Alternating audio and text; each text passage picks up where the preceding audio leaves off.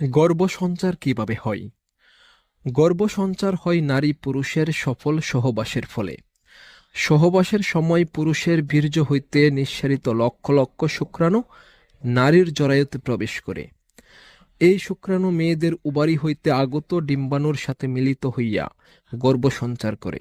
মেয়েরা ৮৮ দিনের প্রতিটি ঋতুচক্রের ১১ হইতে ২০ তারিখ পর্যন্ত সময়ে প্রজনন উপযোগী থাকে। তবে ঋতুচক্রের মাঝামাঝি অর্থাৎ ১৪ হতে ১৭ তারিখ এই ৪ দিন সময়ই প্রজননের সবচেয়ে বেশি উপযোগী থাকে, অর্থাৎ এই সময় ওভুলেশন হইয়া থাকে। তবে ওভুলেশন ২-১ দিন এদিক সেদিক হইয়াও হইতে পারে। মেয়েদের উবারির ফলিকল ফাটিয়া ডিম্বাণুর বাহির হওয়াকে ওভুলেশন বলে। এই ওভুলেশনের সময় নারী পুরুষের দৈহিক মিলন হইতে শুক্রাণুর সাক্ষাৎ হইয়া গর্ভসঞ্চার হয়। যদি অন্য সময় সহবাস করা হয় তবে শুক্রাণুর কখনো ডিম্বাণুর সাক্ষাৎ পায় না বলিয়া গর্ভসঞ্চার হয় না।